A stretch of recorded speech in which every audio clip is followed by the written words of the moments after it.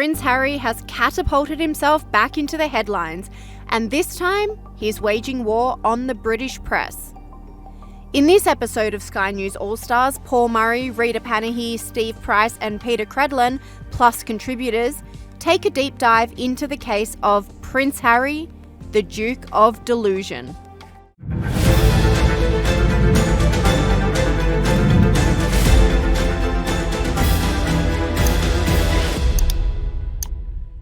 As we know, Prince Harry is trying to sue a newspaper in the UK. 33 different articles, he says, clearly were informed by either direct phone hacking or some sort of dodginess. Prince Harry brought the case for alleged phone hacking against the Mirror Group newspapers, but it didn't kick off in his favour, with the judge less than impressed when Prince Harry didn't turn up for day one of proceedings, choosing instead to celebrate his daughter's second birthday. Sky News host Paul Murray and contributor Meghan Kelly told the Prince to put up or shut up. Our old mate Prince Harry, he's suing a newspaper in the UK for what he claims is invasion of privacy, phone hacking. The first day of the court case, and he was told he had to be there on day one because the opening arguments mightn't go for that long, so let's get straight into the evidence. But he wasn't there on day one. And one of his excuses is because he was having a birthday party for his kid. Can somebody please tell this guy that the magical powers of Birthday Boy are something that we say to children to make them feel even better? It's not something middle-aged men can invoke in a court. Yes, exactly right. And also, worse yet, it was of the daughter, who I think is turning, 3? I mean, two. All right, she's never going to remember this birthday. It's not that I don't think it's important to attend your child's birthday, but court is court. You filed the lawsuit. You've taken this company to court. You've got to show up and give your evidence, as it's referred to over there in the UK. He's the star witness. He's supposed to go in there and say what they did. He's dragged them into court, and it's cost them a lot of money already in legal fees. So put up or shut up. You don't get to say but I wanted to sing the little birthday carols and have my cake. I wanted my cake and to eat it too. Grow up. You filed this case, now see it through. When he finally did appear in court, Prince Harry underwent a brutal 5-hour cross-examination by MGN barristers. But Sky News host Rita Panahi criticised Prince Harry for his victimhood and weak arguments on the stand. The fact that payments were referenced to Project Harry is incredibly disturbing. Yeah, it's the level of surveillance I was under was quite something. A lot of missed calls that lasted 1 second. I remember a lot of people asking me, did you get my voicemail? But I do not remember how consistent it was. But when I was told about the fact that this was hacking, it all made sense. Prince Harry's professional victimhood was on full display again this week as he appeared in London's High Court to support his phone hacking lawsuit against Mirror Group newspapers. In his 25,000-word opening statement, he insisted it is his life's mission to change the British media landscape and that it would be an injustice should the court dismiss his suit. But after being forced to admit in cross-examination that he has no evidence to support his claims, surely he's not going to win this case. Joining me now is Emily Carver, London-based broadcaster and commentator. Emily, tell me how this is progressing. Some of the reports suggest he is struggling, but does he have the chance to prevail here? Well, it is a civil case, so the burden of proof is lower than it would be if it was a criminal case. He has to prove that on the balance of probability, the Mirror Group newspapers did engage in unlawful activity, did hack his phone, and that this caused him distress at the time. But unfortunately for Harry, his statement and his answers to the questions throughout, he had hours and hours of examination by a barrister. The problem was it was all feelings over fact. As you said there, he had no clear-cut evidence. He thought that he could just rock up and say, I feel this and that happened, I speculate this, I accuse this, and that he would be able to get through to the judge on that regard. But that's not how a case works, and he came woefully unprepared. And I think that does reflect a man who is very, very entitled and also a little bit naive. Sky News host Steve Price and contributor Tom Slater agree. condemning Prince Harry and saying the entire court case made him look entitled in the eyes of the public. Now, his first day in court wasn't great. He talks about how the media has destroyed his adolescence and his later relationships. He was in the High Court in London. I think he's back there right now. Joining me now is the editor of Spiked Online, Tom Slater. Tom, great to catch up. You'd have to say day one didn't really go all that well for Prince Harry, did it? It didn't. I mean, if Prince Harry's intention with this court case was to make him look like a kind of entitled little princeling who doesn't play by the same rules, the mission accomplished. I mean, it actually started on Monday, and yet he didn't show up when he was expected, leading the judge to say with some wry understatement that it was a little surprising that he had chosen not to do that. But as you say, he was in the dock yesterday. He struggled to produce any essential evidence for the phone hacking claims. The KC on the other side essentially pushed him to admit that it was essentially speculation as to where these stories had come from.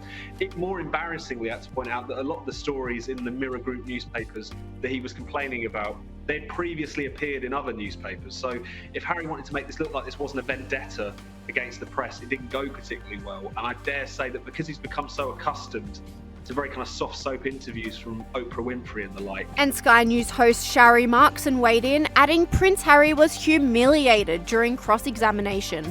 Prince Harry is on a one-man mission to fix the British press.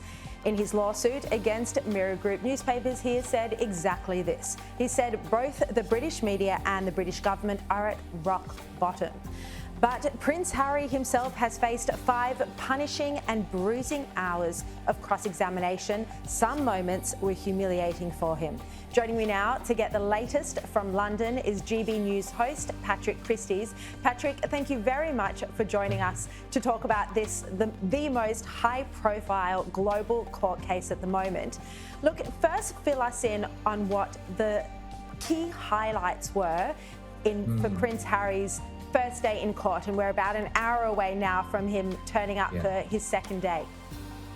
Well, it was more like the lowlights for Prince Harry, let me tell you. It was a bad day for the Duke of Delusion, who he swaggered into court initially for the paparazzi and for the cameras, and that was all great. But this case centres around Harry having to prove on the balance of probabilities that Mirror Group newspapers obtained information about him through illicit means and through phone hacking, and that it caused him distress. We were treated initially to a 22,000-word opening statement from Prince Harry, a witness statement. That was where he put his side across. That was his day in court. But that, I'm afraid, is about as good as it got for Harry, because this is about the truth, not his truth.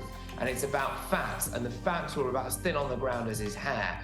The usually private and silent King Charles gave a rare insight into his opinion on his son's court case, with Sky News host Peta Credlin and royal reporter Dan Wooten revealing the monarch does not approve of Prince Harry's legal battles.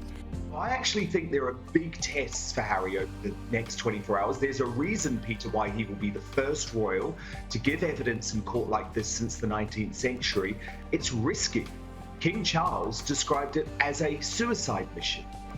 The case is far from over, but royal reporter Kinsey Schofield argues that it's done irreparable damage to Prince Harry's already blemished reputation. Yeah, so I do think that this is going to be a difficult time for him, and I don't know if he's recognized kind of the suicide mission that he set himself up for. They are going to try to tear down his credibility. They're going to try to humble him, and there truly is, if you really look at the case, no proof that there was phone hacking for Prince Harry. So this all could blow up in his face and be incredibly humiliating. On top of reputational damage, Sky News contributor Patrick Christys told host Steve Price a loss in the case could also cost Prince Harry financially as well as legally, rendering his entire mission to hold the British press to account a failure. Can also say that Harry had 7 years to bring this case to court, which he did not, and therefore it can just get thrown out. If Harry hasn't signed a no-win, no-fee, then frankly his finances could take an absolutely massive hit, and it could also set a legal precedent for the Mirror Group, who have been dishing out millions in payoffs to people to stay out of court, that they don't have to do that anymore, and actually it might have the opposite effect that Prince Harry is hoping for. And now the fallout from the lawsuit is spilling out onto the royal family, with the case worsening the already very strained relationship, according to Sky News host Danica DiGiorgio and contributor Esther Kraku. You mentioned he spent more time at this court case in London than what he did at his own father's coronation. He didn't even meet up with his father or brother during this trip to London, even though there are reports that he actually stayed at Frogmore Cottage. Do you think that there's really any chance ever of a reunion here? Well, at the moment, it doesn't look very likely. We have to bear in mind that Prince Harry often cites his security concerns as a reason for him to make these quick trips in and out of the UK. Remember that he's still in a legal dispute with the Home Office with regards to access to certain level of security, and that's something that I don't see being resolved in the near future. So that's something that he has said is something that's impeding him from spending more time in the UK. But there's also a really high possibility that he's just not welcome. I suspect the relationship between his father and his brother are still not the best.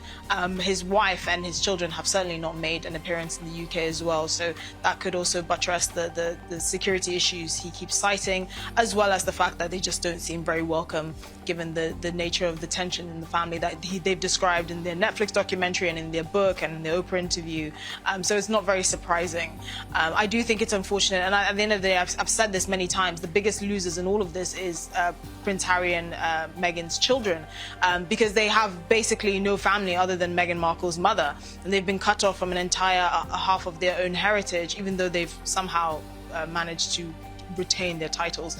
The growing up, this will have an impact on them. And I think when we talk about the royal family and we sensationalize all the things that is going on within the royal family, we have to remember that at the end of the day, there's still a family and there's still young kids at the heart of this who are going to lose out on getting to know their cousins and their uncles and aunts and grandfather because of this ongoing dispute.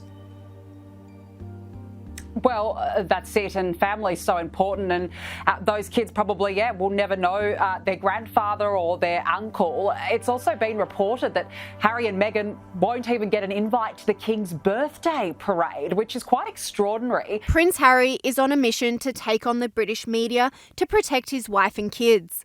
But his relationship with the behemoth press machine hasn't always been fractured. Prince Harry was the darling of the royal family for his early life, but falling in love with Meghan Markle meant falling out of love with the media. Paul Murray, together with royal correspondent Rupert Bell, weigh in on the complicated relationship. His life. But let's not forget, until he got married, he was actually very well supported by the British media. They did appreciate him. He was seen as a positive force for good. It's only in subsequent events that this is all unraveled. And as he said during court, he's done a lot of this to ensure that this doesn't affect his wife, Meghan, and be subject to a constant sort of hate articles and extreme sort of vilification in the press. And so that's part of his reason. But he's got to prove in a court of law, and that's a different thing than just talking on Oprah or Netflix or writing about it in his book. And that's the problem for him. And whilst Prince Harry is facing attacks from the media, the public and his own family in light of the MGN case, columnist Louise Roberts claims Meghan Markle's image is going from strength to strength. She seemed to be eclipsing Harry a bit on the PR front. His PR reputation's in tatters. She seems to be going from strength to strength with Meghan Incorporated, so it'll be very interesting to see what happens to the brand. It seems to be more about her rather than Harry at the moment.